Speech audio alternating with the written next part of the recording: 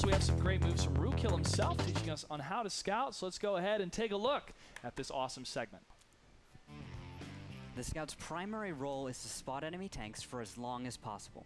The more spotting a scout can do, the better. This means staying alive is just as important as spotting. Now that we've established what you do, the question is, how do you do it? There are two approaches, actively spotting and passively spotting the enemy. I consider mixing the two to be most effective. Here's an example of my opening run on Malinovka, and I'm going to make my opening move in the field. It's going to be a very little brief kind of scout run here, and I'm going to go just far enough to the point where I spot them, but they do not spot me. At the beginning of a map, a scout should try to spot a few enemies and get a feel for where the majority of the enemy team is going. You need to communicate to your team early in the battle where you intend to go and where you'll see your enemies. You need to learn where enemies will be. It's important to communicate with your team with pinging and in chat what you expect to happen.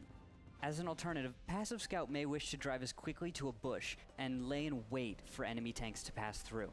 Knowing a good passive position as an opening move takes tons of practice, so don't get discouraged if it doesn't come easily. Still alive? Good. After the early scout run, it's usually time to back off, find a nice bush, and watch enemy movements.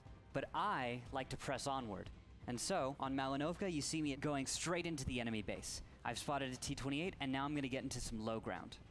As I get into low ground, I realize I probably can't continue pressing onward from here, so I'm just going to let my allies blow up this T-28, and then I'm going to continue doing more. I continue spotting him back and forth for a moment, and then Object 268 gets the kill. From this point, I know there are other tank destroyers in my enemy's base, so I'm going to try and spot them. As I spot them, my allies try and take aim and fire, but there's some good cover, so it's going to take a few minutes. At this point also, one of my allies moves up a little bit what I would call foolishly. A T-110 crosses the open field in Malinovka, and he's going to die for that. Not the smartest move, probably should have let me do the scouting. I take cover behind the dead carcass of that T-28 that we saw earlier, and what I'm going to do here is I'm actually going to spot through his tank. Tanks don't actually stop spotting in World of Tanks, so you can spot someone through cover like this, as opposed to on rocks, which you can't spot through. And then the Jagdtiger is my next target. I'm actually going to move forward out of this cover, spot him a little bit, and disappear into the low ground again. From here, I'm going to wait to not be spotted, and I'm going to move up into a bush, where I'm going to passively spot him for a minute. From here, I also notice that my allies are moving up. There is an E-100 moving up, and he'll be able to get some nice shots in this Jagdtiger, which should put plenty of pressure on him to lose his cover. At the same time, another tank destroyer has decided to cross the open field, and there we go, the E-100 actually gets his shot. Now frustrated, a 183 moves up into the same cover two of his allies have already died in. This isn't very smart because I'm sitting here in a bush, passively spotting him. And there he goes. Down goes the 183, and I'm going to move forward. As I approach T-34, I know he's exposed and alone, or at least I think so. In a moment, I receive a surprising hit on my gun from a Foch off at about 400 meters.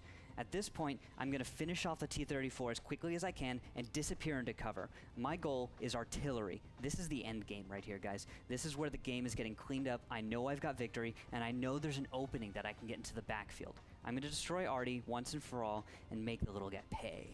I'm having trouble actually finding this T-92, so I'm going to make a loop around, and I'm looking in the places that I consider most probable to see a T-92. I actually ignored the most common spot to find a T-92, but I do find him anyway. This is a pretty common spot to find Artie on Malinovka, and I do a good job at circling and destroying him. 3 shots, down he goes. And then I reload. Now, I could cap, but nah. I'm going to go for the Foch. He's off at a great distance, but, you know, there's a chance. Well, not anymore. As this battle concludes, we can see how scouting was impactful. I used active and passive scouting in order to get vision for my allies. They did the damage, I did the spotting. I only needed to get 2 kills, and those were on enemies that were out alone and exposed, and mostly helpless. This resulted in a pretty clear victory, and as you can see, even my enemies were impressed. I hope to see you guys scouting in the future. This has been Randall Ruukil Holcomb with your scouting tips. Thanks for watching, and I'll see you on the battlefield.